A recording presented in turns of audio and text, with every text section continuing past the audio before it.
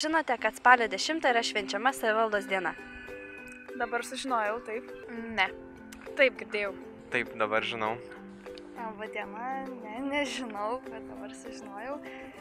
Labą dieną, iš tikrųjų nežinau. Nežinau. Taip, žinau. Ne. Sveiki, jeigu nežinojote, spalio 10 dieną yra švenčiama savivaldos diena. Ta proga jaunųjų konservatorių lygos nariai nusprendė išeiti į Kauno miesto gatves ir pasikalbėti su žmonėm apie savivaldos dieną. Kas yra savivaldos diena?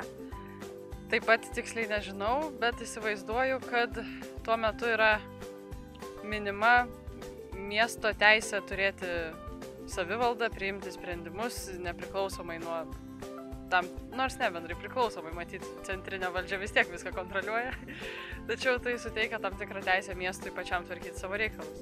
Gal nori atsakyti? Įsivaizduoju, iš tikrųjų. Kažką pats daryti turi.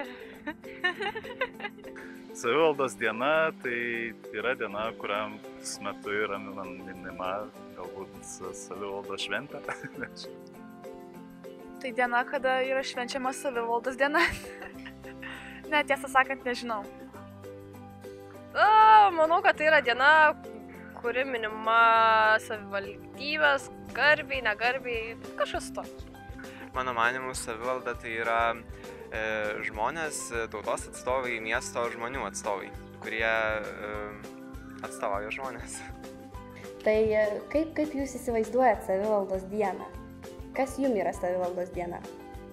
Savivaldos diena tai yra pirmiausiai, aišku, jeigu žiūrėsim istoriškai nuo seniau, tai jinai tampriai susijusi su Vytautu Didžiuoju. Nes jeigu pasižiūrėti tai šį paveikslą netgi, tai atrasite turbūt, kad prieš 6 metus Kaunas minėjo 600 metų savivaldos jubiliejų.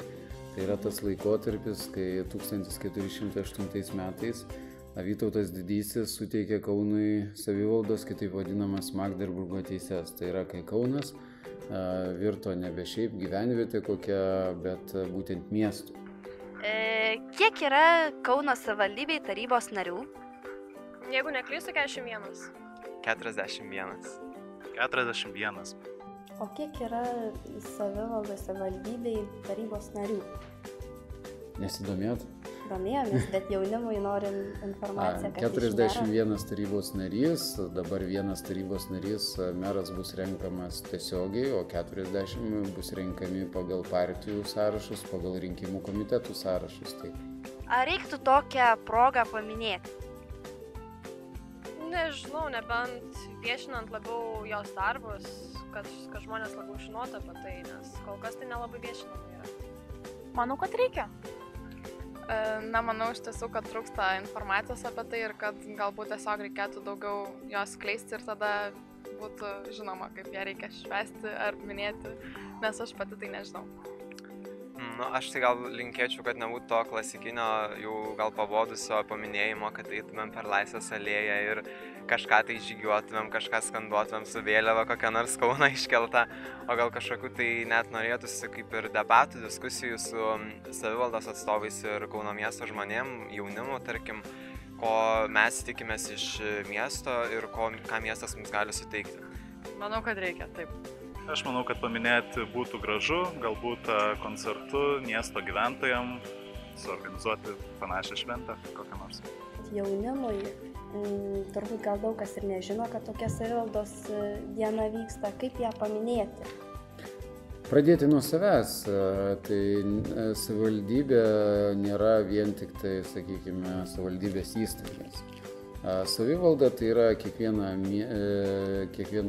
kiemo ar teritorijos bendruomenė, sakykime, ar kur galima tvarkytis. Ne veltui prieš 6 metus inicijavau kaimynų dieną, būtent pirmieji Lietuvoje miesto taryboje patvirtinome ir įvardijome kaimynų dieną paskutinį gegužės 4.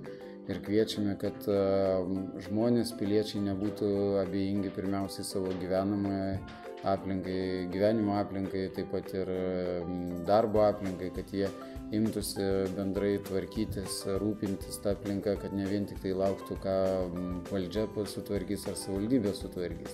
Tai savivalda susideda iš mažų bendruomenių, kur žmonės supranta savo atsakomybę juos supančiai aplinkai ir ne vien tik tai laukia, kad kažkas kažką padarys ar sutvarkys, bet tuo pačiu ir stengiasi rūpintis tą aplinką, ją puoselėti, prižiūrėti, neleisti kitiems jos darkyti.